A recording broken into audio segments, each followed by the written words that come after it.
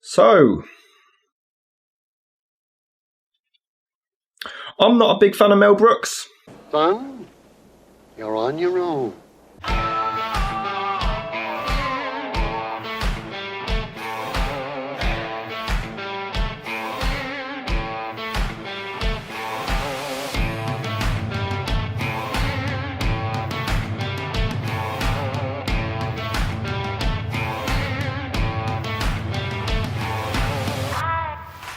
Blazing Saddles takes place in a small town called Rock Ridge in the year 1874, full of white people. A gang of higher-ups, one of which played by Harvey Korman, but it's before the Star Wars holiday special, so it's okay to enjoy his work, wants to force everybody to abandon the land so they can make some money, but the governor, played by writer and director Mel Brooks himself, appoints a new sheriff to protect them, played by Cleavon Little. Of course, they're just a little unkind to the man. Good morning, ma'am.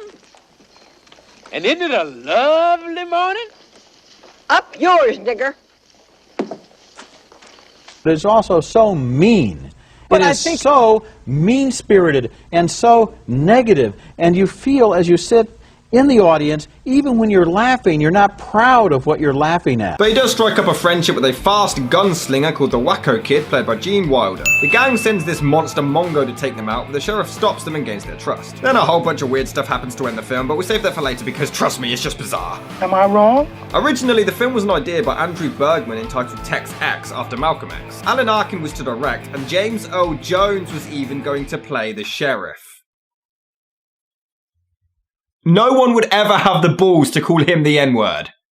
Are you crazy? Mel Brooks found the story fascinating and bought the rights from Bergman, hiring more writers to expand the outline. He even asked them to not write a polite script, but the writing process was chaotic to say the least. Blazing Saddles was more or less written in the middle of a drunken fistfight. There were 5 of us yelling loudly for our ideas to be put into the movie. Not only was I the loudest, but luckily I also had the writer's director to decide what was in or out. Allegedly, Brooks actually told his writers, "Write anything you want because we'll never be heard from again. We will all be arrested for this movie." Have you ever seen such cruelty? In the beginning, we had 5 people. One guy left after a couple of weeks. Then it was basically me, Mel, Richard Pryor, and Norman Steinberg. Richard left after the first draft, and then normal Mel and I wrote the next 3 or 4. It was a riot. It was a rioter's room. The title changed from Tex X to Black Bart to Purple Sage, and then one day Brooks came up with Blazing Saddles whilst he was taking a shower. He then had a vision for the opening song and advertised for a Frankie Lane type singer, but much to his astonishment, Lane himself actually offered to do it. Oh, what a nice guy. Frankie sang his heart out and we didn't have the heart to tell him it was a spoof. He never heard the whip raps, we put those in later. We got so lucky with his serious interpretation of the song. Originally, Richard Pryor was to play the sheriff, but due to his history of drug abuse, the studio refused to approve financing of him. John Wayne was offered the part of the Wacko Kid. Oh great. Luckily he turned it down, calling it too dark for his image. Dang, that was lucky. Gig Young was then cast but collapsed on set during his first scene from alcohol withdrawal syndrome. And Johnny Carson was asked but turned it down, which is when Wilder took over. Madeline Kahn auditioned but was offended when Brooks asked to see her legs, thinking he was sexually harassing her. The director explained that he was a happily married man and he just needed to see if she could straddle a chair with her legs like Marlene Dietrich. She then obliged but insisted on no touching. Smooth, Mel. Smooth. She totally bought it.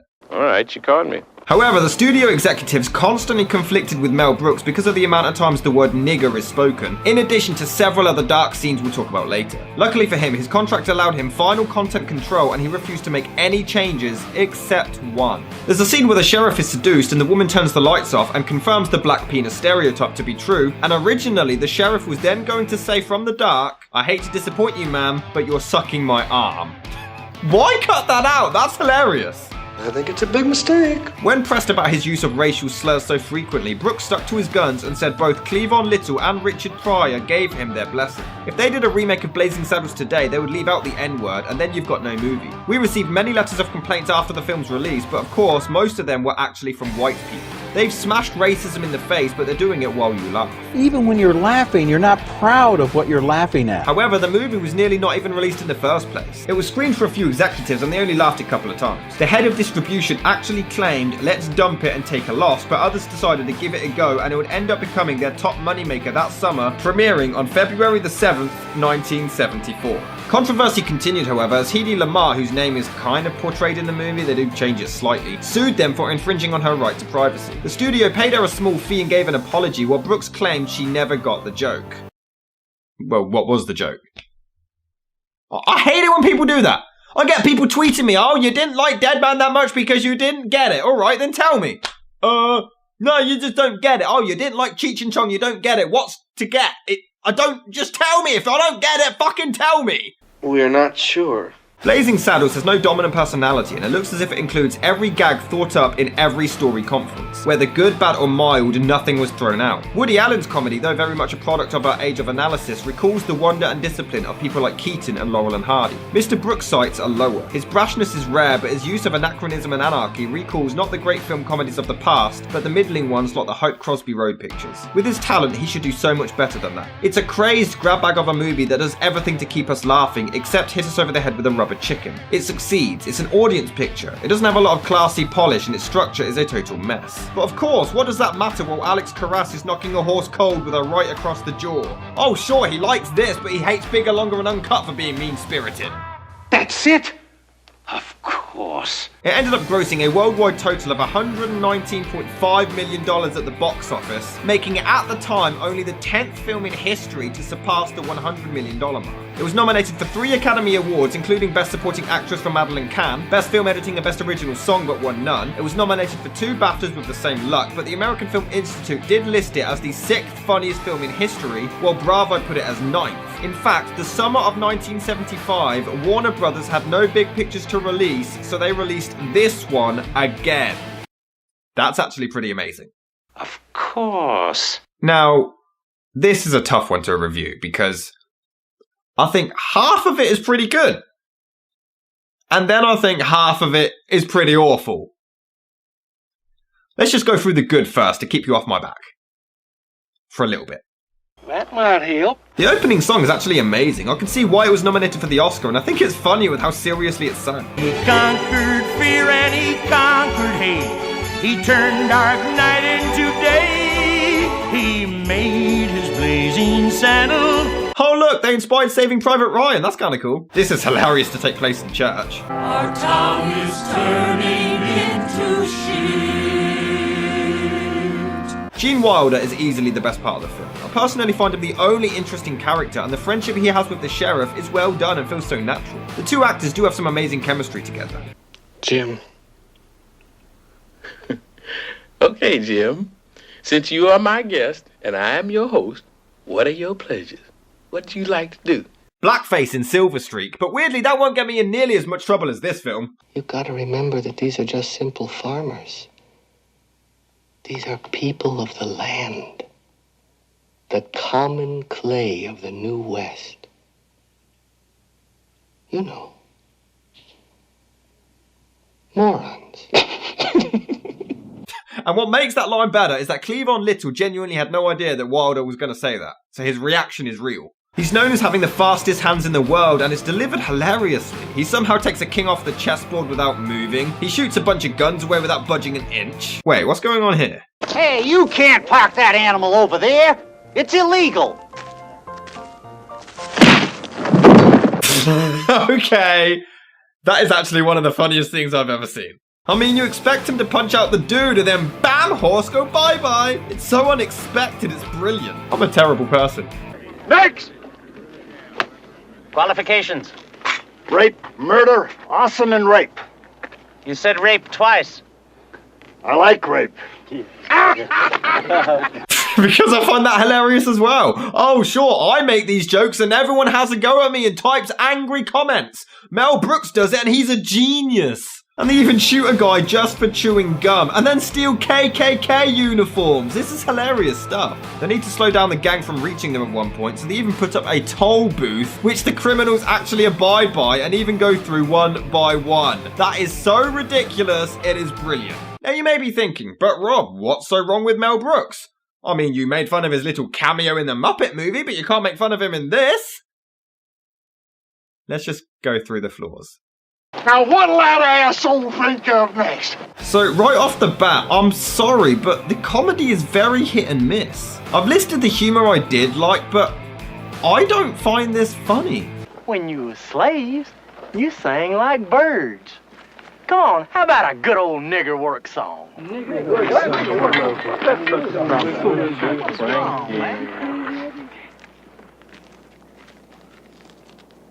I get no kick from champagne.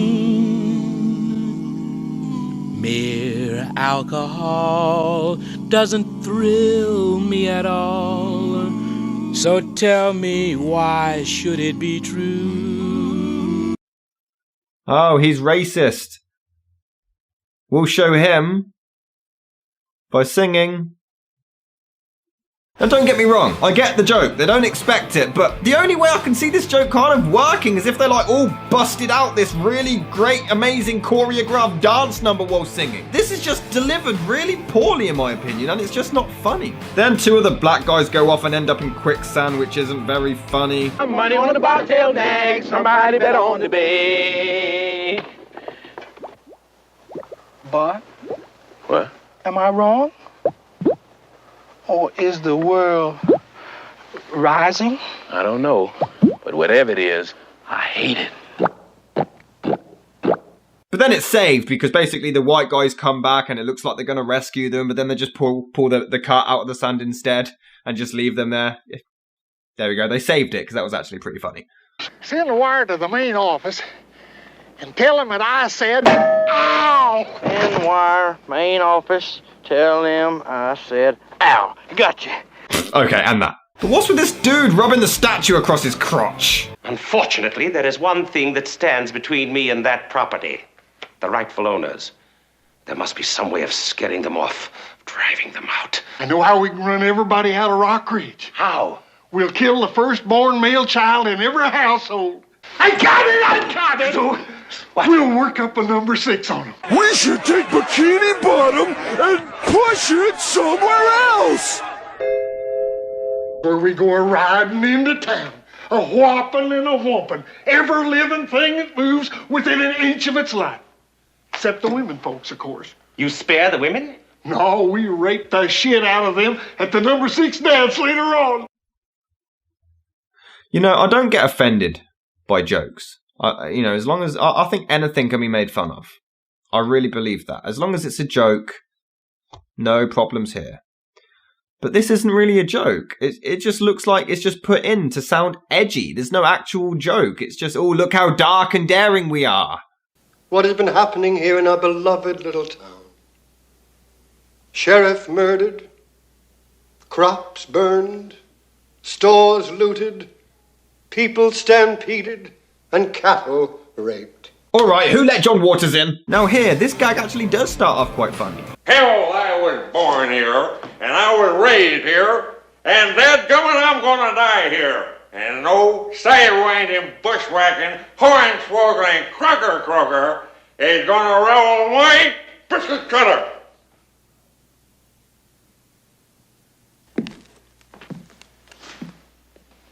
Now, who can argue with that? Okay, that works. I think we're all indebted to Gabby Johnson for clearly stating what needed to be said. Yeah, we good here, dude, thanks. I'm particularly glad that these lovely children are here today to hear that speech. And you've ruined the joke by dragging it out for all eternity. Good job, guys, good job. And remember when I made fun of Mel Brooks for the Muppet movie? We'll get used to it because he is so painfully unfunny on camera here. Sign this, sir, right here. Okay, give us a hand here. All right, sir. Work. Hello, boys. Have a good night's rest. I missed you. Just one more bill for you to sign, sir. What the hell is this? This is the bill that will convert the State Hospital for the Insane into the William J. Lepedemain Memorial Gambling Casino for the Insane. Gentlemen, this bill will be a giant step forward in the treatment of the insane gambler. Yes, bravo. It's actually times like this I wonder how he got famous in the first place. And it never ends. It just keeps going forever. All right. Okay, is that it? Anything else? Just this urgent telegram from Rockridge that arrived last Friday. Last Friday. Read it. You wild bitch. Sheriff murdered, church meeting bombed, reign of terror must cease. Send your sheriff immediately. Holy underwear! Please stop. Play with these, boys, in lieu of that other thing. This friggin' thing is warped. Either get funny or get bent. Oh, thank God, fade out. So, Governor! Yes? No, I knew I was enjoying myself too much. I've got to talk to you. Come here. Have you gone berserk? Can't you see that that man is a nit? Wrong person. Forgive me. Okay, that was funny. Hey! The sheriff is a nick! What are you saying? The sheriff is near! Yeah, and so's that. But my god, you have not seen an unfunny, dragged out gag like this one. This is mind-blowing. Hold it. The next man makes a move, the nigger gets it.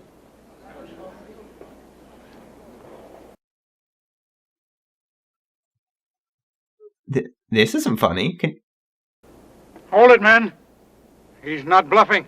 Listen to him, man. He's just crazy enough to do it. This is about as funny as AIDS. Drop it, or I swear I'll blow this nigger's head all over this town. Oh, Lordy Lord, he's desperate. Do what he say. Do what he say. Someone make it stop. Help me! Help me! Help me! Somebody help me! Help me! Help me!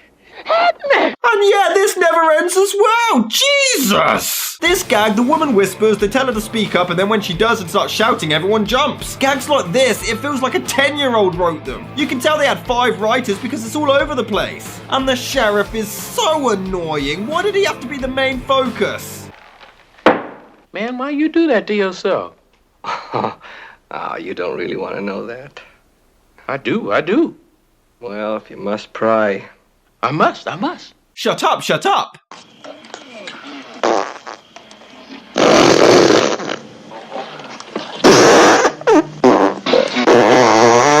Oh hey, fart gags, because that's the best way to improve your movie. And guess what? This film holds the record for being the first ever movie to feature a fart gag. That's one thing they've got going for them. But hey, have some more unfunny shtick of the sheriff in a costume tricking Mongo. Candygram for Mongo. Candygram for Mongo. Hey, Mongo. Sign, please.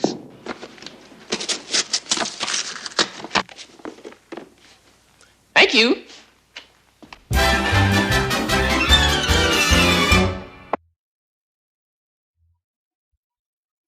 Can you imagine James L. Jones doing that?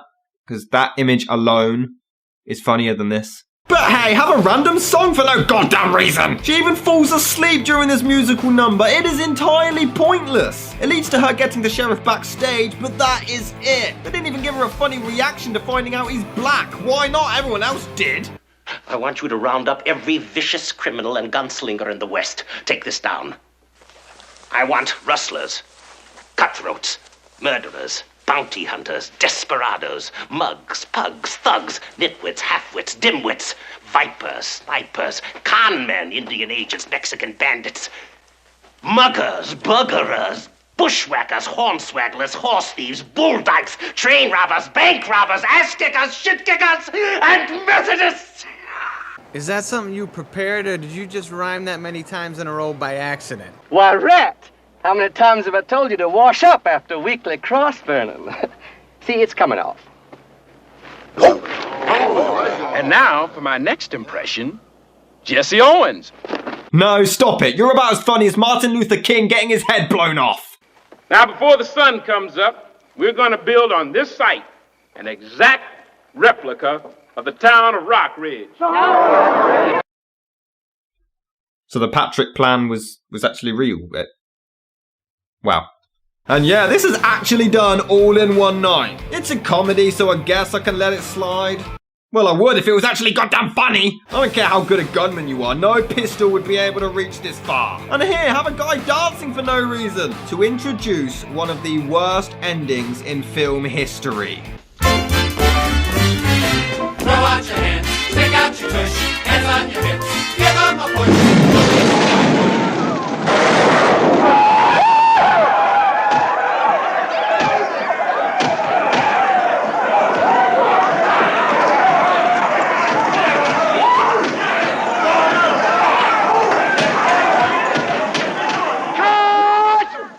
What in the hell do you think you're doing here? This is a closed set.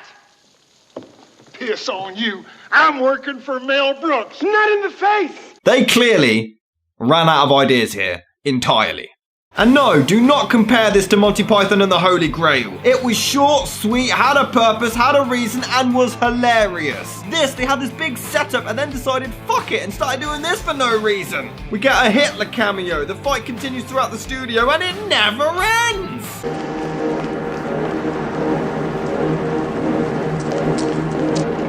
Drive me off this picture. Drive the credits into this picture, please! And then he goes to the cinema to see Blazing Saddles itself. It's not funny, it just sucks! And just when you think you can see the credits on the horizon, it keeps on going back to Westernland. Jesus, what the hell does it take? It does finally end, but at what cost? On April the 4th, 1975, CBS even aired a television series pilot based on the original outline called Black Bart, but they were under the impression it bombed. It was dumped immediately, but then CBS wanted 6 more episodes, which led to another 6, and then 6 per season. In 1989, CBS and Warner Brothers came to an agreement that the former could air the movie and any sequels that may happen in exchange for co-producing a television series. They wanted to turn the film into an entire franchise with a new one each year like the British Carry On films, but hidden in Mel Brooks' contract was that Warner Brothers had to keep producing the Blazing Saddles stories, whether it be movies or television, or they would lose the rights to any sequels. The TV series was their way of keeping the rights, not to air it, but to keep producing it. So they spent 4 years on a freezing soundstage being paid to be in a show that may never even be released, just so the studio could keep the rights to any sequels. Unfortunately, it was all for nothing, no sequels were greenlit and the TV series was inevitably canned. Brooks, however, admitted that this was his plan all along. They basically had to make a sequel immediately or do a TV show within 6 months. Well, he knew they couldn't make a sequel in 6 months and that the movie was far too vulgar for a television series. He knew it was doomed from the very beginning. You brilliant bastard! I love it when you talk dirty. Much to his surprise though, the studio did come to him at one point saying they were making a sequel and he said they didn't have the rights. They assured him they did because of the TV show, which he had no idea about. They literally dragged him to the soundstage to show they had produced it, just never aired it, and the show was never even released, though the pilot can be found on the 30th anniversary DVD. And in 2017, Mel Brooks did claim he wanted to make a stage play version sometime in the future. Look, Mel Brooks can write decent comedy, and there are some great gags in here, but a lot of it is just long, dragged out, unfunny, or trying to be edgy without an actual joke in there. He should have stopped trying to act his own material and maybe got rid of some of the other writers. But then again, he was the director and personally let every gag go in, so he's still to blame. I'm torn on this one. Half sucks, half is great. The movie's okay, but yeah, for historical purposes, it should be seen, and good night.